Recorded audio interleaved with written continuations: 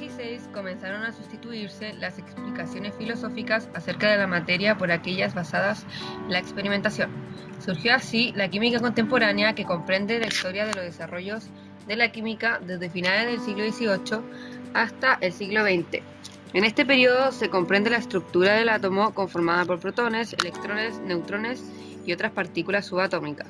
Se desarrolla la moderna tabla periódica de los elementos, nace la ingeniería química, la química nuclear y la química cuántico. El químico francés Antoine Lavoisier sienta las bases de la química como la ciencia moderna, establece la naturaleza de la combustión, acaba con la teoría del flogisto. La teoría del flogisto intenta explicar el fenómeno de la combustión y la causa de que algunos elementos fueran combustibles mientras otros no. E introduce el uso sistemático de la balanza en los procesos químicos, surgiendo así el método cuantitativo. Curie nació el 7 de noviembre de 1867 en Varsovia, Polonia. Fue la última de los 5 hijos de los maestros Bronisława Boguk y Władysław Sklodowski, que impartía clases de matemáticas y física. Cuando tenía 10 años de edad, comenzó a asistir a la escuela internado de Jayce Sikorska.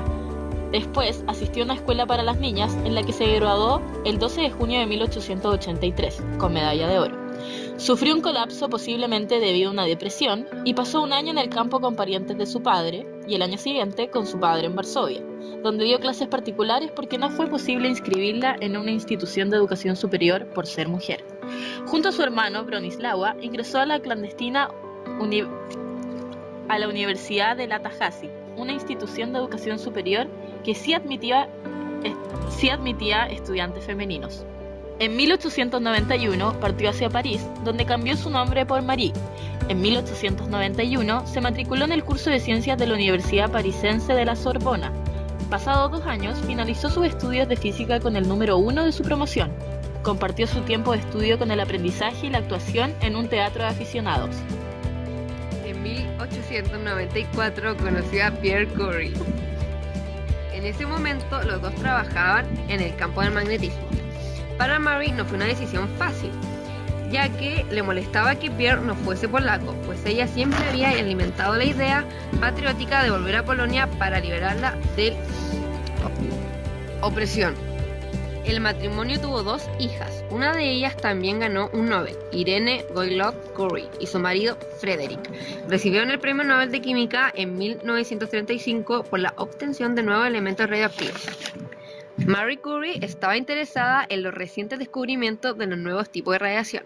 Wilhelm Röntgen había descubierto los rayos X en 1895 y en 1896 Antoine Becquerel descubrió que el uranio emitía radiaciones invisibles similares.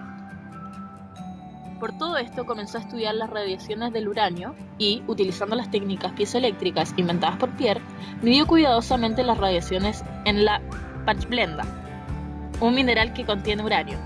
Cuando vio que las radiaciones del mineral eran más intensas que las del propio uranio, se dio cuenta de que tenía que haber elementos desconocidos, incluso más radioactivos que el uranio.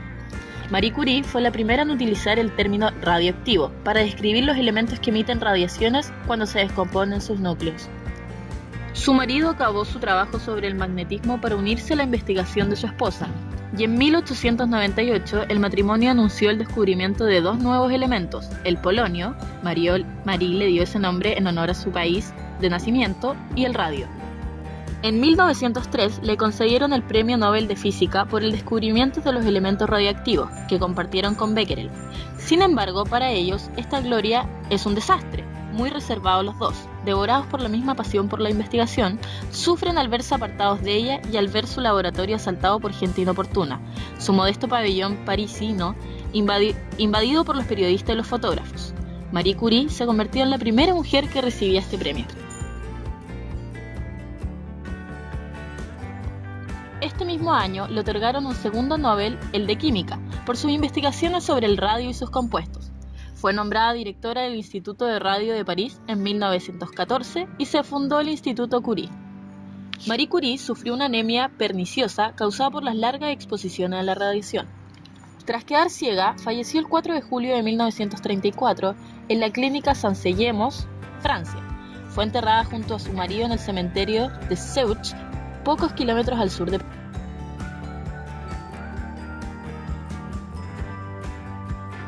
Para comprender el experimento de Thomson hay que tener en cuenta lo que es un rayo catódico. Un rayo catódico es un tubo de vidrio con cables insertados en ambos extremos que bombean hacia afuera la mayor cantidad de aire posible. En esto, una carga eléctrica que pasará a través del tubo desde los cables crea un brillo fluorescente.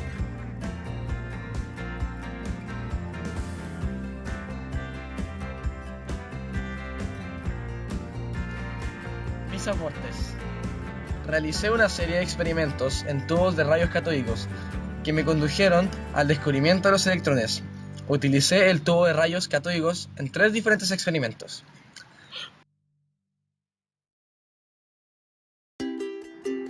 En mi tercer experimento, 1897, determiné la relación entre la carga y la masa de los rayos catódicos, al medir cuánto se desvían por un campo magnético y la cantidad de energía que llevan.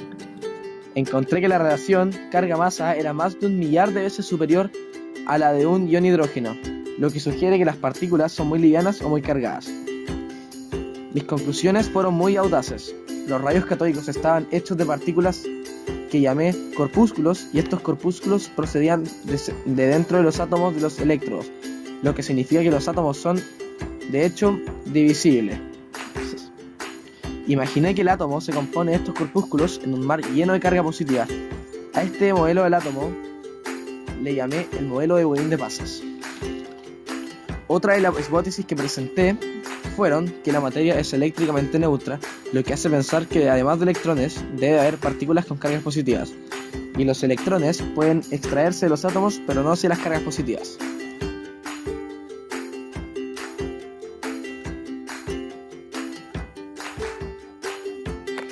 James Chadwick nació el 20 de octubre de 1891 en Manchester, de Reino Unido. Murió el día 24 de julio de 1974 a los 82 años y estudió en la Universidad de Manchester, en cual se especificó en el área de la física. Chadwick utilizó los datos de dispersión para calcular la masa de la partícula neutra. Desde los tiempos de Rutherford se sabía que en la mayoría de los átomos el número de masa atómica era A. El de los núcleos es un poco más el doble del número atómico Z, y que esencialmente toda la masa del átomo se concentraba en un pequeño núcleo. Sus aportes. Chadwick realizó un descubrimiento fundamental en el campo de la ciencia nuclear. Descubrió el neutrón, partícula en el átomo sin carga eléctrica. Este descubrimiento condujo directamente a la fisión nuclear y a la creación de la bomba atómica.